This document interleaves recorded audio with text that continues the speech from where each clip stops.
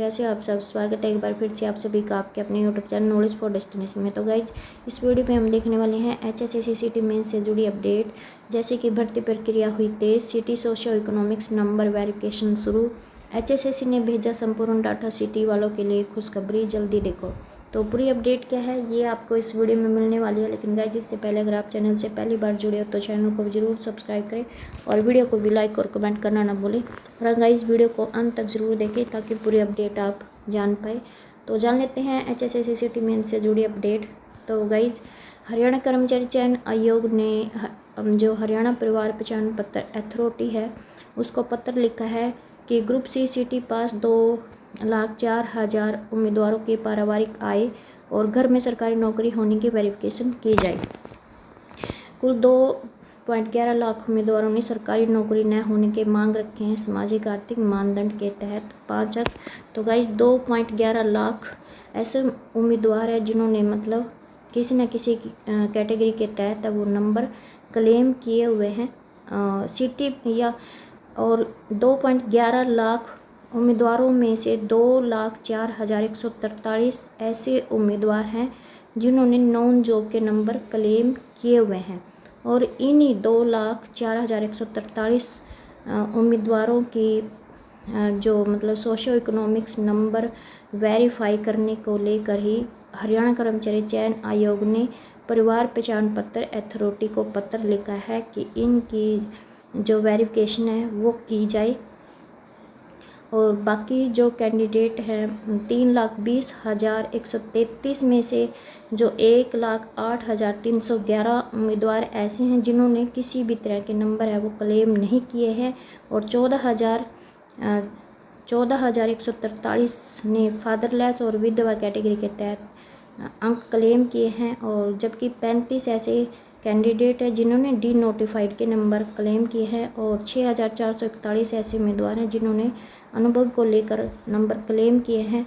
और इन सभी कैंडिडेट जो 2,11,822 उम्मीदवार हैं और इन सभी का डाटा है वो हरियाणा कर्मचारी चयन आयोग ने परिवार पहचान पत्र अथॉरिटी को भेज दिया है। मगर साथ में ये भी कहा कि हाईकोर्ट के फैसले के अनुसार वेरिफिकेशन करी है, तो इसलिए 2,04,143 उम्मीदवारों के परिवार की आय 1.80 लाख रुपए तक है, तो इनकी वेरिफिकेशन की जाए।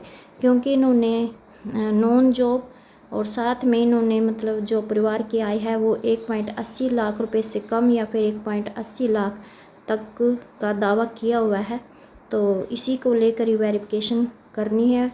और साथ में इन उम्मीदवारों के परिवार में सरकारी नौकरी की भी वेरिफिकेशन की जाए, और यह वेरिफिकेशन रिपोर्ट परिवार पहचान पत्र अथॉरिटी करके देगी, क्योंकि ये डाटा है वो उनका है।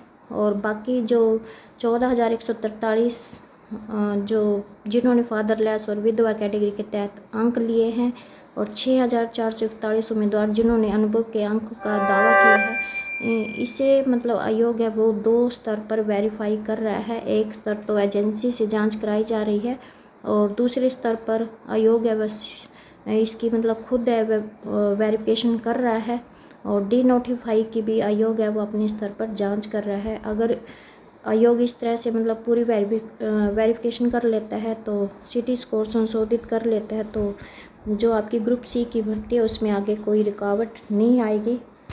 और जैसे कि आपको पता है कि सिटी स्कोर को लेकर 3 अक्टूबर को सुनवाई भी है, क्योंकि जो सिंगल बेंच है उसने मतलब सिटी स्कोर को रद्द किया हुआ है, और कहा हुआ है कि जो कि पहले सामाजिक आर्थिक मानदंड के दावों की वेरिफिकेशन हो, उसके बाद सिटी स्कोर संशोधित जारी हो, और संशोधित सिटी स्कोर के आधार पर भर्ती प्रक्रिया वो शुरू की जाए।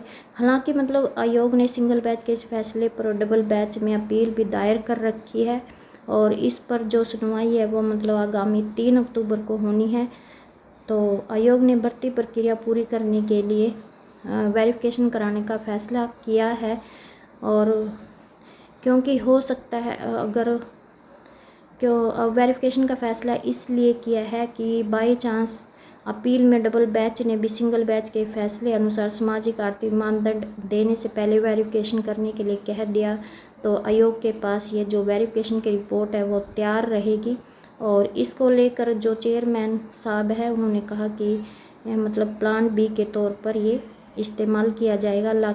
यानी कि अब आयोग है वो प्लान बी पर काम शुरू कर दिया है, और यह भी संभव है कि आयोग अपने स्तर पर वेरिफिकेशन के बाद सीटी स्कोर संशोधित कर ले। अगर ऐसा हो जाता है तो फिर भर्ती प्रक्रिया की कोई रोक नहीं पाएगा। और आपको ये भी पता है कि दैनिक सवेरा ने भी सोशो इकोनॉमिक्स नंबर वेरिफिकेशन को लेकर मामला है वो प्रमुखता से उठाया था। अभी तक मतलब आयोग का स्टैंड था कि आयोग ने उम्मीदवारों को ये अंक वापस लेने का कई बार मौका दिया है। कई उम्मीदवारों ने मतलब अंक है वो वापस भी ले लिए हैं, और आयोग ने संशोधित सीटी स्कोर भी जारी कर रखा है। अगर इतने मौका देने के बाद भी कोई उम्मीदवार गलत अंक लेता है तो उसके खिलाफ भविष्य में कार्रवाई की जाएगी।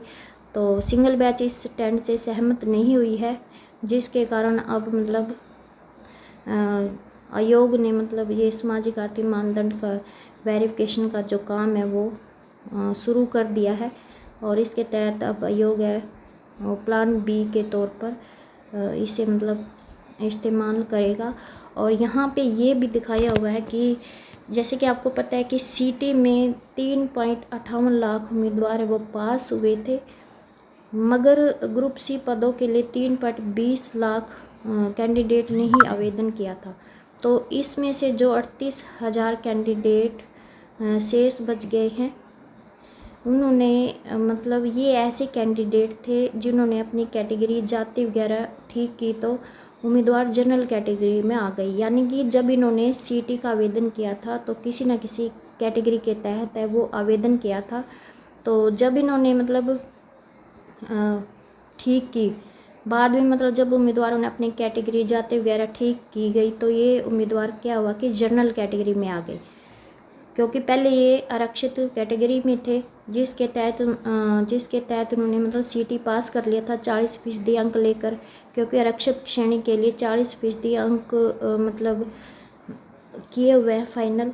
लेकिन जैसे ही मतलब जनरल कैटेगरी में आए तो ये जो जनरल कैटेगरी की जो शर्त थी 50% अंक लेने की वो पूरी नहीं कर पाए हैं, जिसके कारण इनका जो सीटी स्कोर है वो रद्द हो गया था। तो कुल मिलाकर 3,20,000 कैंडिडेट ने ही आपका ग्रुप सी के लिए आवेदन किया हुआ है। और ग्रुप 56 और 57 से जुड़ी भी अपडेट आई है कि 22,185 उम्मीदवारों ने ग्रुप 56 और 57 दोनों की परीक्षा दी है।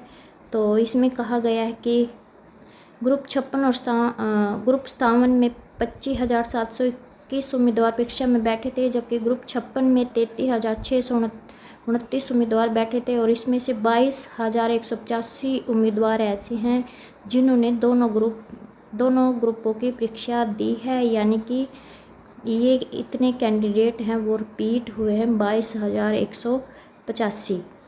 तो ये अपडेट है ग्रुप 56 स्थान को लेकर। और इसमें ये भी कहा गया कि रिपीट सवाल करने वाली एजेंसी को ब्लैक लिस्ट किया या फिर नहीं किया, हाई कोर्ट में मतलब इसको लेकर कोई भी HSSC की तरफ से मतलब कोई भी जवाब नहीं दिया गया है। इसके बारे में मतलब कोई भी HSSC ने कोई भी मतलब जानकारी नहीं दी है। अभी जो रिपीट सवाल करने वाली एजेंसी है उसको ब्लैक लिस्ट किया गया है या फिर नहीं किया गया है। तो आज की अपडेट यही थी। आई होप आपको ये अपडेट अच्छी लगी। प्लीज़ चैनल को सब्सक्राइब और वीडियो को लाइक करना ना भूलें।